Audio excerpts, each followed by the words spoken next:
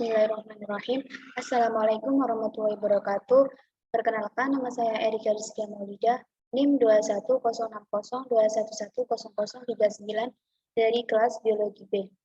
Di sini saya akan mempresentasikan materi tentang Umar bin Khattab dan tips kepemimpinannya.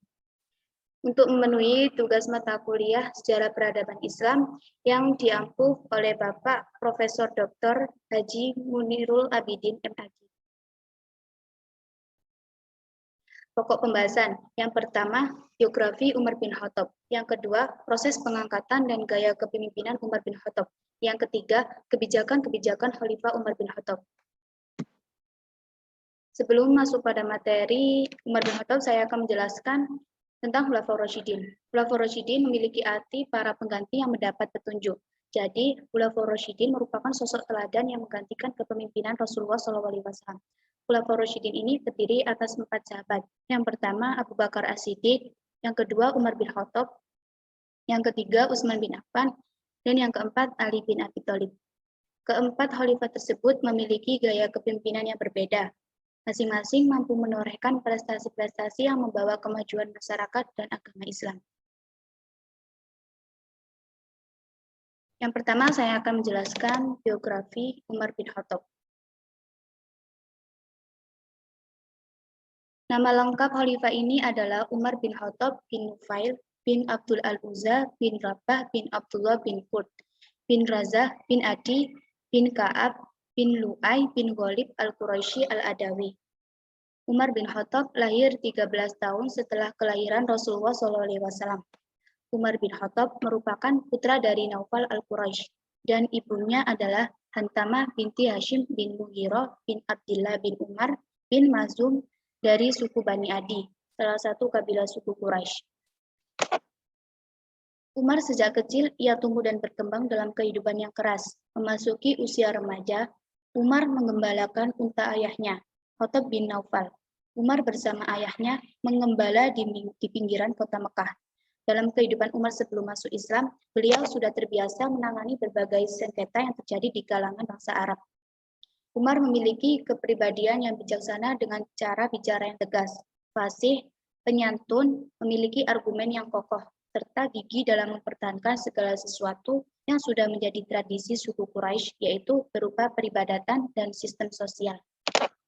Umar sangat gigih dalam membela agama nenek moyangnya, dan tak akan ia biarkan orang siapapun dia mengusik agar agama nenek moyangnya. Pada waktu masa awal dakwah Islam di Mekah bersama Abu Hakam bin Hisham Abu Jahal, Umar merupakan tokoh Quraisy yang sangat ditakuti oleh kaum muslimin karena kekejaman dan permusuhannya terhadap Islam.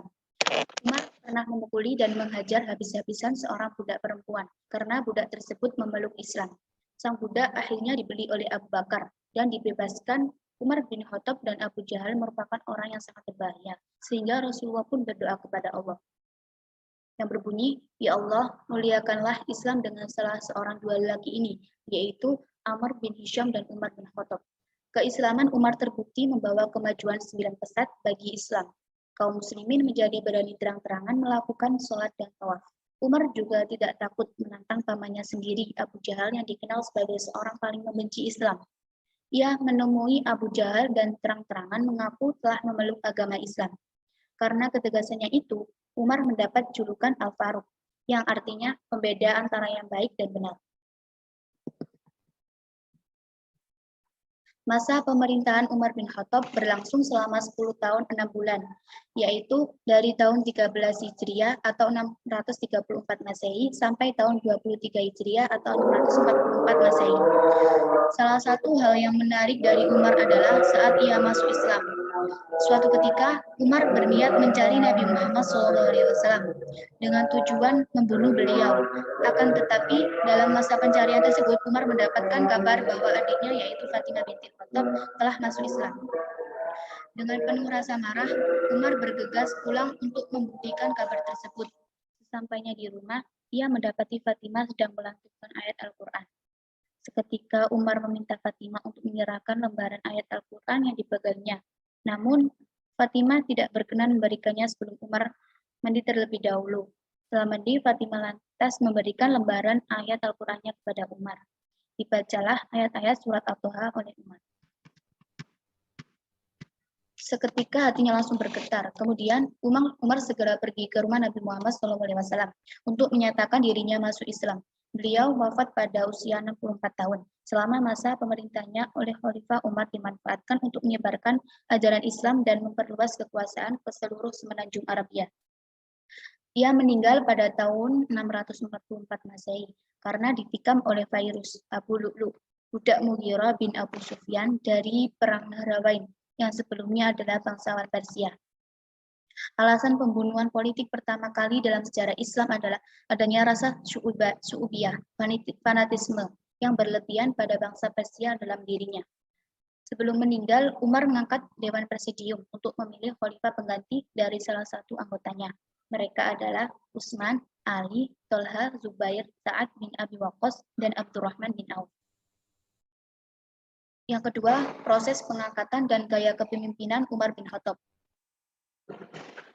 Pada tahun 634 Masehi, ketika pasukan Islam sedang bergerak untuk menaklukkan Syam, Abu Bakar jatuh sakit dan merasa sakitnya semakin parah. Kemudian, beliau mengumpulkan beberapa orang pemuka sahabat.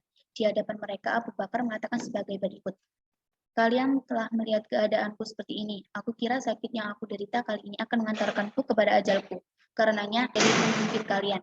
Bila kalian memilihnya selagi aku masih hidup, maka yang demikian itu lebih baik agar kalian tidak berselisih sepeninggalku. Para sahabat bermusyawarah, namun tidak ada satu orang sahabat pun yang bersedia dipilih, dan pada akhirnya mengembalikan sepenuhnya kepada Abu Bakar. Dalam hal ini, kemudian Abu Bakar memanggil sahabatnya Abdurrahman bin Auf dan Utsman bin Affan, serta beberapa sahabat lain untuk dimintai pendapat tentang sosok Umar bin Khattab.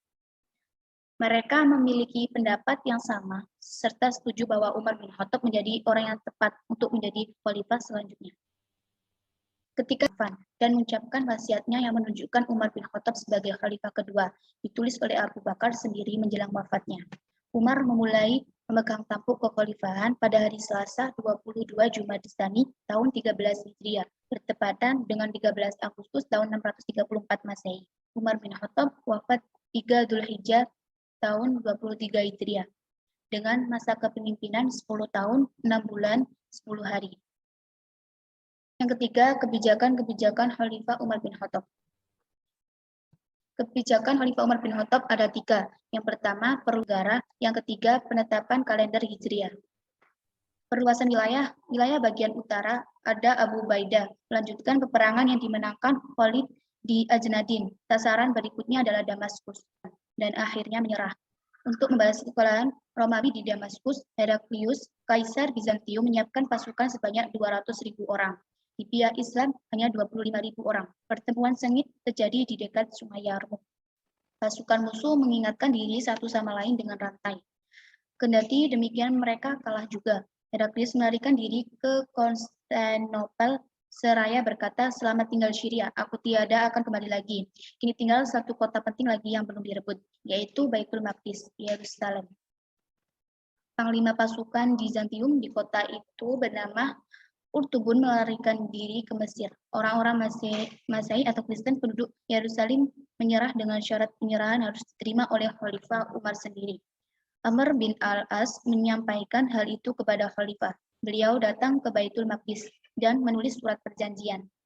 Selanjutnya, Muawiyah bin Abi Sufyan diangkat Khalifah menjadi gubernur bagian utara Jazirah Arab tersebut. Walaupun Abu Ubaidah ibnu Jana yang ditunjuk menjadi panglima perang ke wilayah utara itu.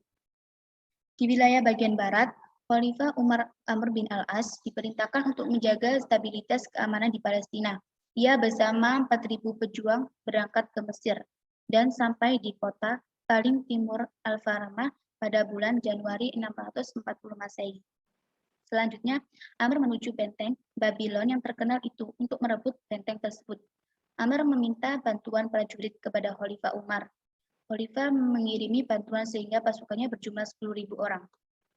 Benteng itu dikepung selama 6 bulan, meskipun dipertahankan oleh 25.000 prajurit. Akhirnya menyerah pada bulan Juli 640 Masehi.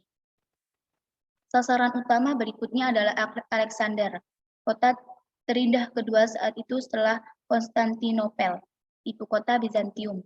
Kota itu diserang sesudah Amr memperoleh tambahan bantuan sebanyak 10.000 orang prajurit baru dan dipertahankan oleh 50.000 pejuang. Akhirnya menyerah pada bulan September 642 Masehi. Setelah Khalifah Umar mengingatkan Amr betapa pentingnya menaklukkan Iskandaria, Alexander, Amir bin As diangkat menjadi gubernur Mesir. Ia membangun kota baru bernama Al-Fustat yang terletak tidak jauh dari benteng Babylon dan menjadi ibu kota provinsi Mesir sampai didirikan Kairo pada tahun 1969 Masehi. Dan sebuah masjid yang dibangunnya dengan menggunakan namanya yang masih berdiri sampai sekarang. Wilayah bagian timur di bagian timur guna memperkuat pasukan Musana bin Harithah yang dulu dikirim Abu Bakar. Ini Umar mengirim Sa'ad bin Abi Waqqas dengan kekuatan 10.000 pejuang. Saat melakukan pertempuran pertama di Qadisiyah dengan tentara Persia yang dipimpin Panglima Rustam pada bulan Mei 637 dengan kekuatan 30.000 orang. Dalam perang itu Rustam terbunuh membuat pasukannya kaum muslimin mendapat harta rampasan yang banyak. Sasaran saat selanjutnya adalah Al-Madain, ibu kota kerajaan Persia dan berhasil merebutnya bulan Juni 637 Masehi. Kedua kalinya Yazdzirud menderita kekalahan dan melalui murasan 10 tahun kemudian pada masa pemerintahan Utsman dengan matinya Yazdzirud. Tamatlah riwayat kerajaan Sasan sesudah berkuasa di Persia selama 4 abad. Dengan demikian, pada masa Khalifah Umar wilayah kekuasaan Islam sudah meliputi Jazirah Arabia, Palestina, Syria, sebagian besar wilayah Persia dan Mesir. Khalifah Umar mengutus kurir menyampaikan surat pengangkatan Salman Al-Farisi menjadi gubernur Persia, daerah kelahirannya yang berkedudukan di ibu kota Madain, walaupun saat Ibnu Abi Waqqas yang terkenal sebagai sang penakluk Persia. Yang kedua, mengatur administrasi negara. Perluasan wilayah yang dilakukan oleh Umar bin Khattab terjadi dengan cepat. Kemudian, Umar segera mengatur administrasi negara dengan mencontoh administrasi yang sudah berkembang terutama di Persia. Pemerintahnya diatur menjadi 8 wilayah provinsi. Yang pertama, Makkah, Madinah, Syria, Jazirah, Basrah, Kufah, Palestina, dan Mesir.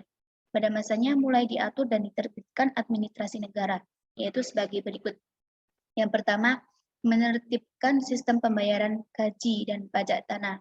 Yang kedua, mendirikan pengadilan negara dalam rangka memisahkan lembaga yudikatif dengan lembaga eksekutif. Yang ketiga, kepala negara dalam rangka menjalankan tugas eksekutifnya. Ia dibantu oleh pejabat yang disebut Al-Khatib, sekretaris negara. Di masa Umar dijabat oleh Zaid bin Sabit dan Abdullah bin Arqam. Yang ketiga, membentuk jawatan kepolisian untuk menjaga keamanan dan ketertiban. Membentuk jawatan militer. Terdapat secara resmi di negara bertugas di daerah-daerah perbatasan seperti di Kufah, Basrah, dan Fusah dan diberi gaji secara teratur setiap bulannya. Yang keenam, Umar juga mendirikan Baitul Mal, keuangan negara yang dipungut dari pajak dan lain-lain, disimpan di Baitul Mal dan penggunaannya diatur oleh Dewan.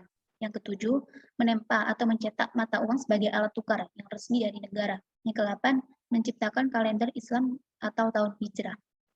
Demikian banyaknya penerimaan negara sehingga di luar biaya rutin negara masih tersisa untuk memberi tunjangan kepada warga negara. Sehingga di masa Umar, rakyat mendapat tunjangan dari negara.